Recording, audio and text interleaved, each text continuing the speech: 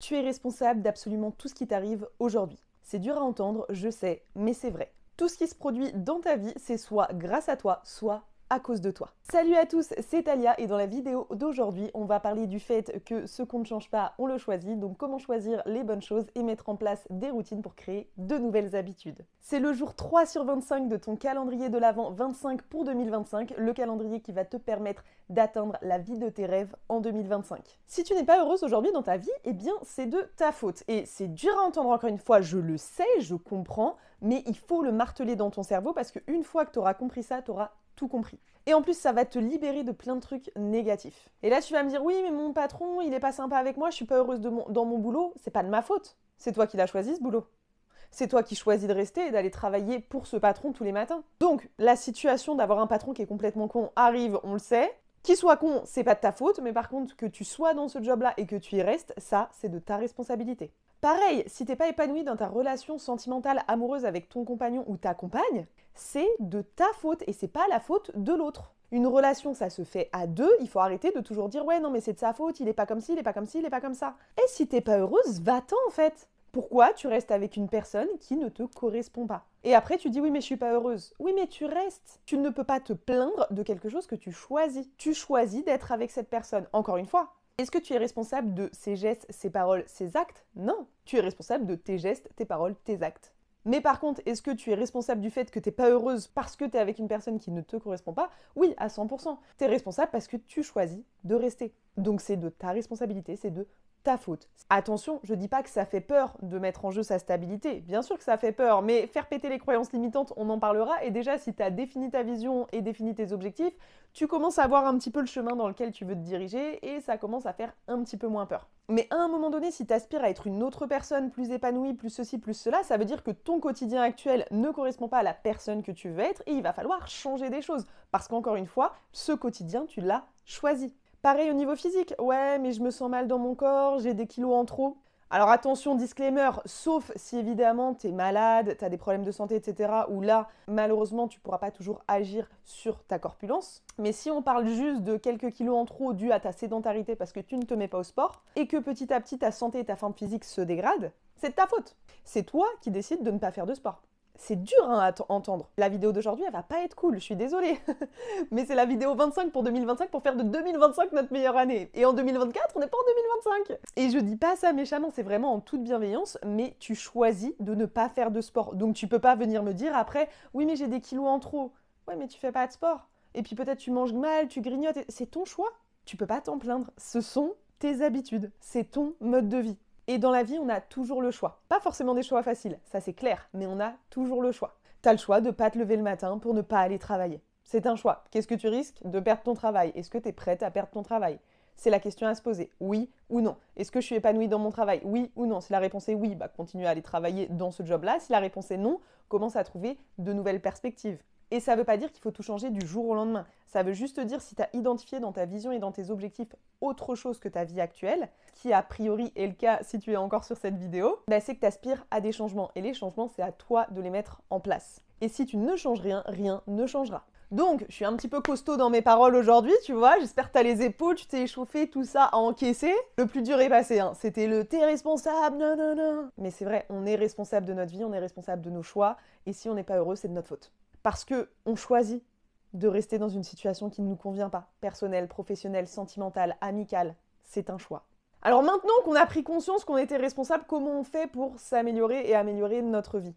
Eh bien le but, ça va être de choisir de nouvelles habitudes qui vont être alignées avec notre vision et nos objectifs, qu'on a déjà vus dans les vidéos précédentes. Si tu ne les as pas vues, va les regarder avant, parce qu'il y a quand même un ordre, tu vois, dans les vidéos. Tu ouvres les cases une par une, et normalement j'ai réfléchi un petit peu à une suite logique. Donc si t'as pas vu les 2 premières vidéos, commence par aller les voir et reprends cette vidéo ensuite. Aujourd'hui, tu as défini ta vision et tes objectifs. T'as une image de la personne que tu veux devenir. Demande-toi toujours comment cette personne agirait. Est-ce que le matin, cette personne repousserait son réveil ou est-ce qu'elle se lèverait une demi-heure plus tôt que l'heure habituelle pour faire, je sais pas, une demi-heure de pilates par exemple? Je te dis ça parce que je me suis mis au pilates le matin. C'est mon petit secret. Mais parce que la personne que j'aspire à être se lève tôt et fait du sport dès le matin. Donc à toi de lister les habitudes positives et les habitudes négatives qui structurent aujourd'hui ton quotidien. Tu fais la liste des pour et des contre, donc des habitudes à conserver et des habitudes à dégager. Les habitudes à dégager, il suffit pas de dire ouais, je m'en sépare. Non, ce serait trop facile, malheureusement, ça marche pas comme ça. Il va falloir les remplacer par de nouvelles habitudes. Pour les remplacer par de nouvelles habitudes, il va falloir mettre en place de nouvelles routines. Il va falloir que ça devienne automatique, tellement automatique que t'aies pas à y penser. Truc tout bête, quand t'étais petit, tes parents ils te forçaient à aller te laver les dents le soir, putain ça te saoulait parce que ça te faisait rater la fin de ton dessin animé ou de je ne sais quoi. Mais parce que t'as été forcé toute ta vie à aller te brosser les dents avant de dormir, il n'y a pas un soir aujourd'hui où tu vas te coucher sans t'être brossé les dents. Enfin j'espère. Et si c'est pas le cas, mets en place cette nouvelle habitude s'il te plaît.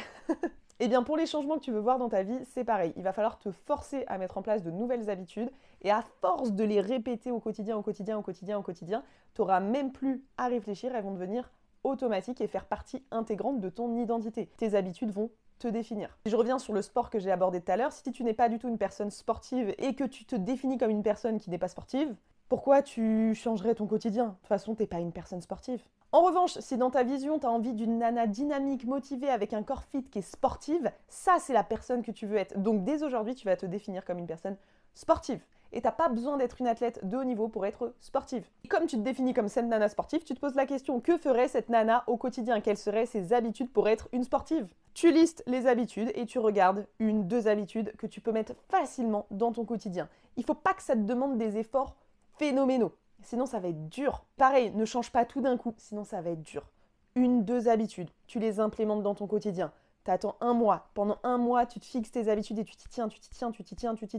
Au bout d'1 mois, ces habitudes elles commenceront à être stabilisées. Tu peux commencer à ajouter de nouvelles choses, petit à petit.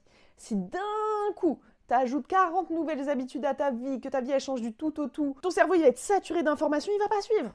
Il va pas suivre, tu vas te surmener pendant X temps, 1 semaine, 2 semaines, 3 semaines, 1 mois, et après, ça va être la descente aux enfers, tu vas tout lâcher, tu vas revenir à avant, voire même pire qu'avant, et tu vas te sentir hyper mal. C'est pas le but.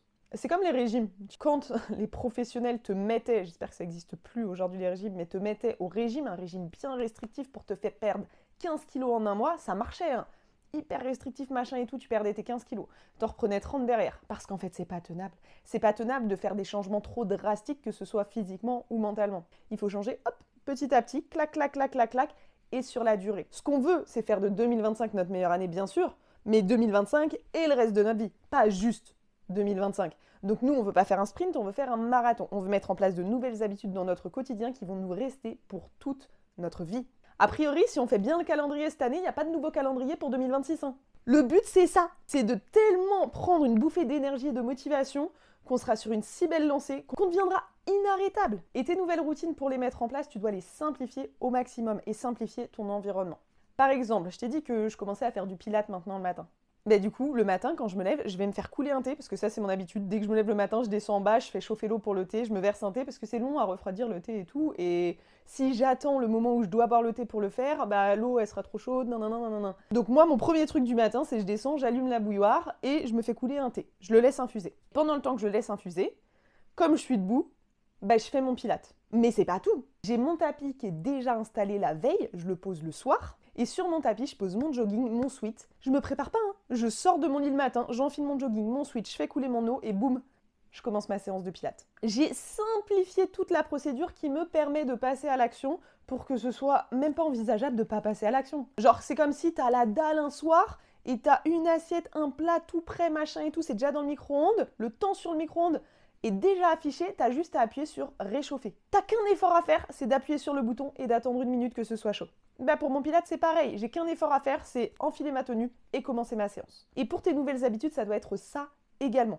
Tu dois avoir le moins d'efforts possible à faire pour mettre en place de nouvelles habitudes, puisque moins tu auras d'efforts à faire, plus ce sera facile, plus tu pourras tenir sur la durée, et plus elles vont devenir automatiques hyper vite en fait. Donc le but de la vidéo d'aujourd'hui, ce n'est pas de te culpabiliser en te disant « tu es responsable de ta vie », mais c'est plutôt de te responsabiliser en te disant « oui, tu es responsable de ta vie, mais tu peux tout à fait la changer si elle ne te convient pas, puisque tu as toujours le choix. » Et tout est une question de choix. Et à nouveau, je le répète et ancre bien ça dans ton cerveau, ce que tu ne changes pas, tu le choisis. Tu ne peux pas te plaindre de quelque chose que tu choisis. Donc définis bien ce que tu veux pour ta vie, fais tes propres choix et intègre de nouvelles routines. Si dès aujourd'hui tu mets en place 1 à 2 nouvelles routines, on va commencer 2025, tu auras déjà changé. Hein. À la fin du calendrier, tu seras déjà plus la même personne. Donc n'attends pas plus longtemps pour te mettre à l'action. Et on se rappelle, le moins d'efforts possible pour rendre l'action la plus efficace possible. J'espère que la vidéo d'aujourd'hui t'a plu et te permet de te rebooster, de faire le plein de motivation pour changer ta vie et faire de 2025 ta meilleure année, parce que tu mérites que ce soit ta meilleure année et que tout le reste de ta vie soit ta meilleure vie. Si c'est le cas, tu n'hésites pas à partager cette vidéo dans ton entourage et à laisser un petit pouce vers le haut, ça soutient tout ce travail, toutes ces vidéos, c'est super cool. Dis-moi en commentaire une nouvelle habitude que tu voudrais mettre en place pour 2025. Prends soin de toi et surtout, n'oublie pas, c'est toujours le bon moment pour créer la vie de ses rêves. On se retrouve demain à 18 h pour une nouvelle vidéo. Ciao!